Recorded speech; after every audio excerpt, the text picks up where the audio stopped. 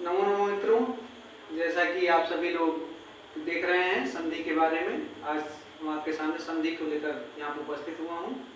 पिछले वीडियो में संधि के बारे में बताया गया होगा कि संधि कितने प्रकार की होती है, संधि कहाँ पर होती है और कौन सी स्वर संधि है, कौन सी विसर्ग संधि है, कौन सी व्यंजन संधि है, तथा संधि के प्रकार के बारे में आप लोगों ने पिछले वीडियो में, जैसा कि मैं आशा करता हूँ, पढ़े होंगे। और आज आप सभी लोगों के सामने हम स्वर संधि के भेद को लेकर यहाँ उपस्थित हुआ हूँ कि स्वर संधि के कितने भेद हैं।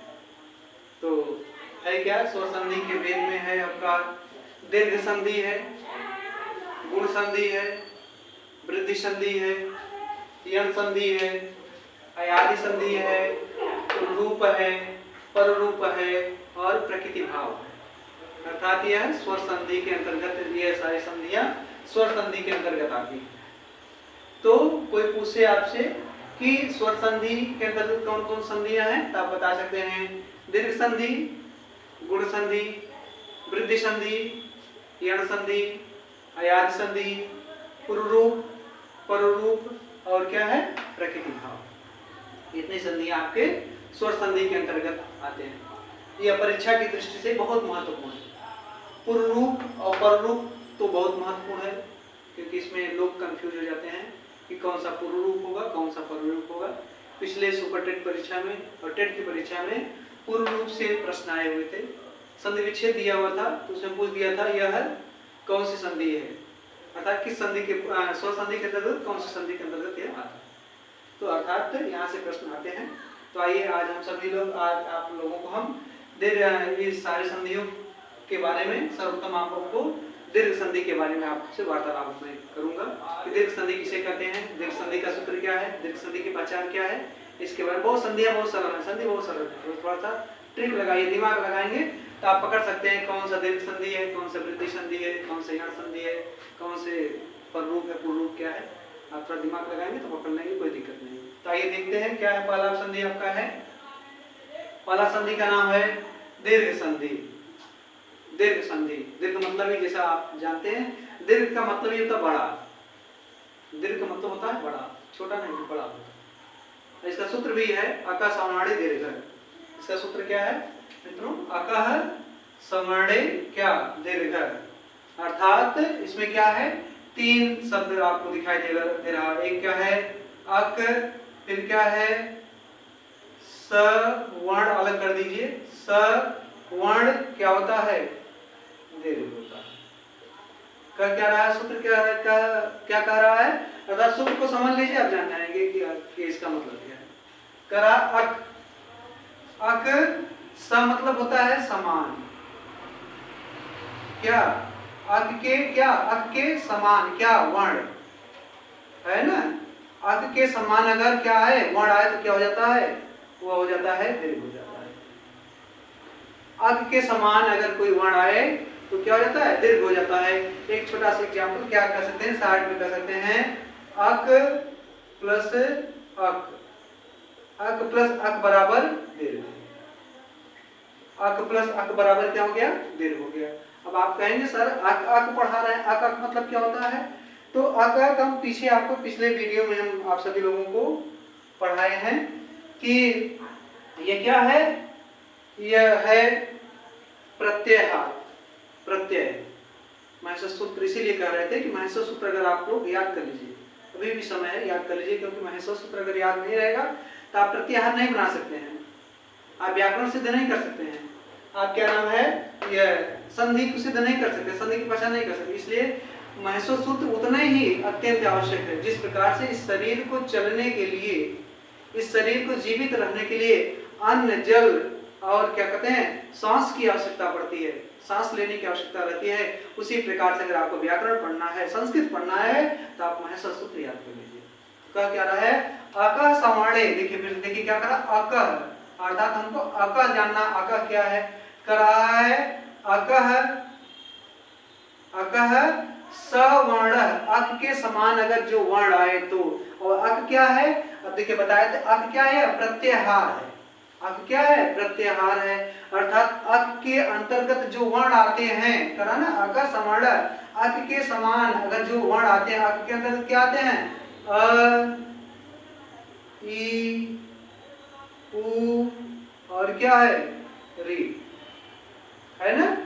पहला सूत्र है, महिषा सूत्र का पहला सूत्र क्या है, अ, ई, उ, री, क, अयुड़, ऋलिक, एवं, एवच, ऐसे है ना।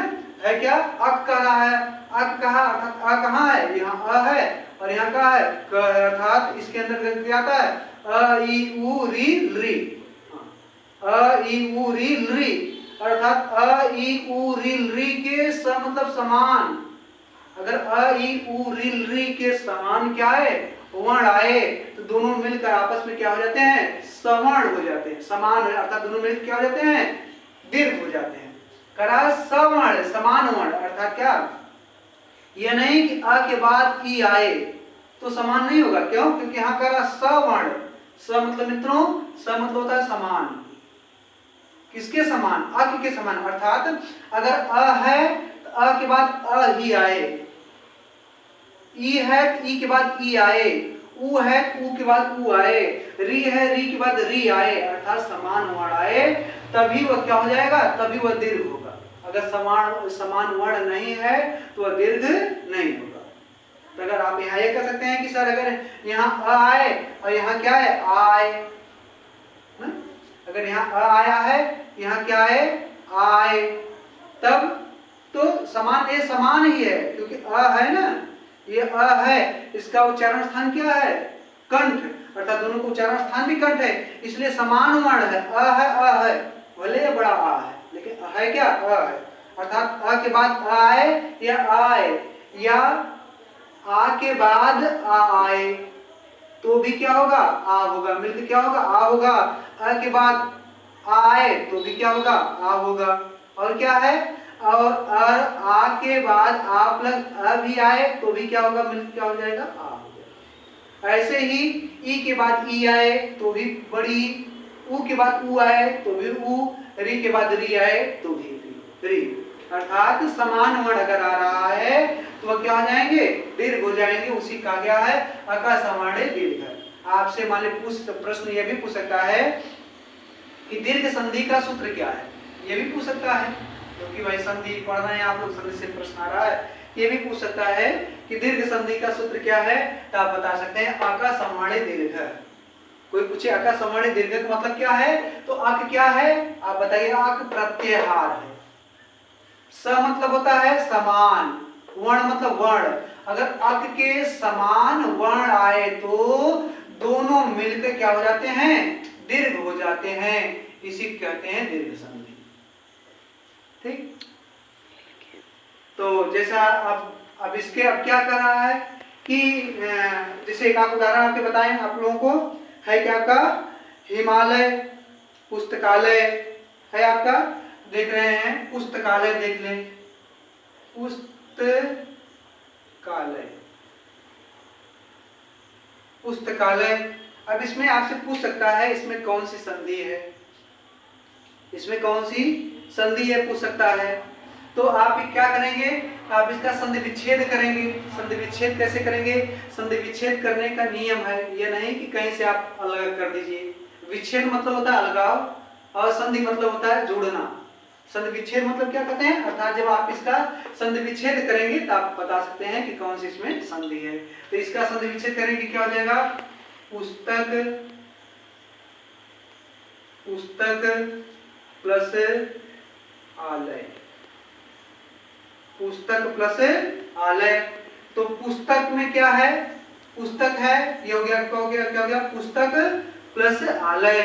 अब आप कैसे बताएंगे कि ये क्या नाम है, दीर्घ संधि है, क्योंकि अब देखिए यहाँ क्या है, पुस्तक, पुस्तक है तो अर्थात ये क्या है, व्यंजन है, क्या है, व्यंजन है। देखिए व्यंजन में क्या क्या मिलकर बनता है, व्यंजन कैसे बोला जाता है, स्वर के माध्यम से, अर्थात प्रत्येक व्यंजन में स्वर छिपा रहता है। तो क में क्या है, बोलिए क कह रहे हैं तो क में अ निकल रहा है, आ रहा है ना, क आ रहा है, अर्थात पुस्तक में क्या है, अ है, तो यहाँ से क्या निकल गया, अ निकल गया, अ निकला ना। अब कह रहा है कि सवर्ण क्या करा, अक के समान, आ क्या आ गया, क में आ आया, छिपा हुआ हो गया अ, यहाँ क्या है, आलन क्या है, आ, अर्थात इसको पूर्व पद कह सकते हैं, इसको उत्तर पद कह सकते हैं, पूर्व पद और उत्तर पद। अर्थात क में आ आया, यहाँ पे आ आया, अर्थात क्या हो गया, अ मिलके क्या हो गया, आ हो गया, क्या हो गया, आ हो गया। तब यहाँ बचा क्या, यहाँ बचा आपका पुस्तक, क के नीचे हलन, क्यों हलन, क्योंकि इसमें इससे अ निकल गया है, अ निकल गया है, तो यह क्या हो जाएगा, आधा अक्षर हो जाएगा, क क्या हो जाएगा, आधा क हो जाएगा। शुद्ध शुद्ध व्यंजन, इसको शुद्ध व्यंजन भी कहते हैं, इसको शुद्ध व्यंजन कहते हैं, जिसके क से लेकर ज्ञ तक जो सारे अक्षर होते हैं, जो व्यंजन होते हैं, अगर उसके नीचे क्या नाम है, हलंत लगा हो तो उसको शुद्ध व्यंजन कहते हैं। अगर मान लीजिए आपसे पूछ दे कि शुद्ध व्यंजन लिखिए, ग लिखिए, शुद्ध व्यंजन ग लिखिए, तो आप ग लिखिए, ग के नीचे क्या लगाइए, हलंत लगा दीजिए। कोई पूछे इसका मतलब क्या, तो आप बता दिए इससे क्या नाम है, व्यंजन, अरे स्वर क्या हो गए, बाहर हो गए हैं। तो ऐसे क्या हो गया आपका, पुस्तक प्लस आ और प्लस क्या हो गया, यहाँ क्या बचा, लय बचा। क्यों लय बचा, क्योंकि इससे आ क्या हो गया, बाहर आ गया है। ये अ और आ मिलकर क्या हो गया, आ, तो क्या बचा, पुस्तक प्लस आ प्लस लय, पुस्तक प्लस आ प्लस लय। अब जोड़ दीजिए इसके, क्या हो गया, ये हो गया आपका पुस्तकालय हो गया। क्या हो गया, पुस्तकालय हो गया। फिर क्या है आपका, एक ऐसे है रविंद्र, आपका अगला है आपका रविंद्र, रविंद्र, इसका संधि विच्छेद करिए, इसका हो जाएगा रवि प्लस इंद्र, है ना, रवि प्लस इंद्र। अब यहाँ क्या कर रहा है कि यहाँ भी कर रहा है कि सब करा आका समाणे, आक के समान। पहले आप यहाँ देख लिख रहे हैं, जैसे अ, ई, उ, री और क्या है ना, अर्थात यहाँ आपने क्या देखा, अ के समान देखा ना, अ आया, समान आ रहा है, इसलिए क्या हो गया, दीर्घ हो गया। फिर क्या कर रहा है, ई कर रहा है, दूसरा क्या, ई है, यहाँ देखिए है ना, ई है ना, रवि में क्या है, रवि में क्या है, ई है, ई, यहाँ क्या है, ई प्लस ई मिल क्या हो गया, बड़ी हो गया, यहाँ क्या बचा, रव धन ई प्लस इंद्र, क्या बचा, इंद्र। क्यों, क्योंकि यहाँ से ई क्या हो गया, बाहर निकल गया है, तब इसको संयोग कर दिए, जोड़ दीजिए, तो हो जाएगा, क्या हो जाएगा, रविंद्र है, ये आपका क्या हो जाएगा, रविंद्र।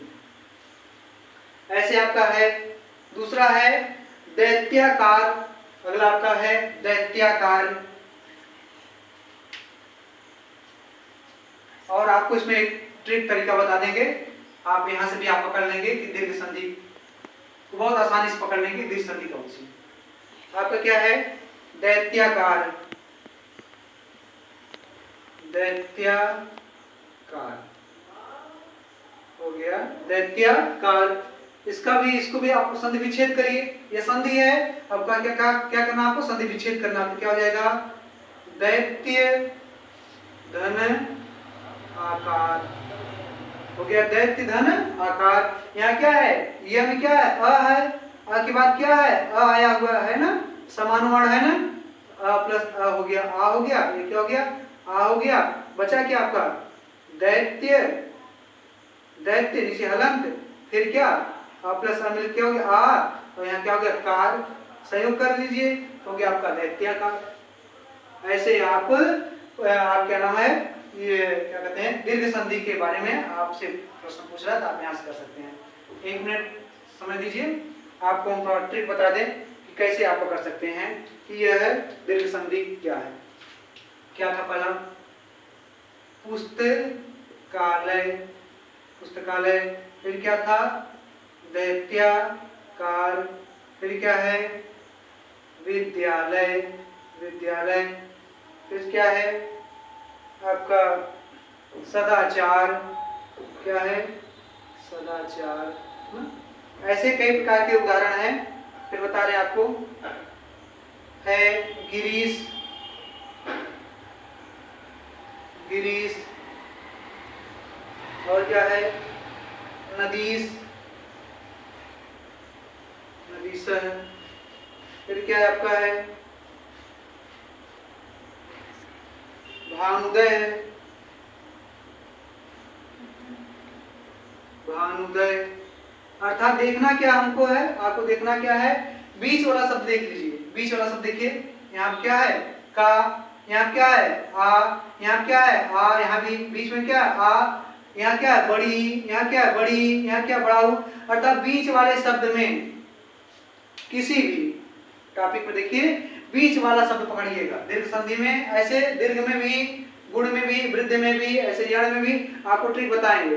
बिना आंख मुंह देखे एकदम मार दीजिए, आपको आकाशवाणी दीर्घ आ रहा चाहे नहीं आ रहा है, वैसे ट्रिक दिमाग में बैठा लीजिए कि क्या देखना है आपको। बीच वाला शब्द मित्रों देखिएगा, ध्यान से देखिएगा, बीच वाले शब्द में अगर आ की मात्रा है, ये मत करिएगा कि यहाँ पहले पकड़ लीजिए लास्ट, नहीं, बीच वाले शब्द जहां से क्या हो रहा है, संधि विच्छेद, जहां अलगाव हो रहा है, जहां से अलगाव हो रहा है उसमें अगर बड़ा आ की मात्रा है, बड़ा आ की मात्रा है, बड़ा आ की मात्रा है, बड़ा आ की मात्रा है, बड़ी की मात्रा है, बड़ी की मात्रा, बड़ा ऊ की मात्रा है, अर्थात बड़ा ऊ का मात्रा, बड़ी की मात्रा, बड़ा आ का मात्रा अगर बीच वाले शब्द में है, सीधे अगर पूछते इसमें कौन सी संधि है, सीधे मान लीजिए क्या है, दीर्घ संधि, दीर्घ संधि है। इस प्रकार से आप अभ्यास करिएगा, 10, 20, 25, 50 ऐसे उदाहरण। किसका उदाहरण, आज से संबंधित, जैसे विद्यालय हो गया, पुस्तकालय हो गया, पुस्तकालय हो गया आपका, धनार्थी हो गया, सदाचार हो गया, ऐसे आज से संबंधित, गिरीश है, नदीश है, कपीश है, ऐसे आपका ई से संबंधित, ऊ से संबंधित, भानुदय, ऐसे करके आपका पितृकार्य है, रिकार से संबंधित, अर्थात ऐसे आप उदाहरण एक एक से 10, 10, 20, 20 तैयार कर लीजिएगा। आप दीर्घ संधि से, अर्थात दीर्घ संधि से आने वाला कोई भी शब्द अगर पूछ रहा है, आप गलत कभी नहीं कर सकते हैं। तो जैसा हम आशा करते हैं कि आपको समझ में आ गया होगा। अब अगला जो है यह गुण संधि, स्वर संधि के संबंधित अगला क्या है, गुण संधि है। इस गुण संधि को हम नेक्स्ट एपिसोड में, अर्थात अगले वीडियो में हम लेकर आपको यहाँ प्रस्तुत रहेंगे। जैसा कि उसके बाद आप यह वीडियो आपको अच्छा लगा हो, इसको लाइक करिए, शेयर करिए, सब्सक्राइब करिए और ज़्यादा से ज़्यादा इसको बार बार देखने का प्रयास करिए और लोगों तक तो पहुंचाने का प्रयास करिए, जिससे कि लोगों के मन में यह धारणा जो बनी है, संस्कृत बहुत कठिन है, संस्कृत बहुत कठिन है, यह मन की धारणा, मन से जो धारणा है वो समाप्त हो जाए। तो हमारे वीडियो को आप लोग लाइक करिए, सब्सक्राइब करिए। शुभ रात्रि।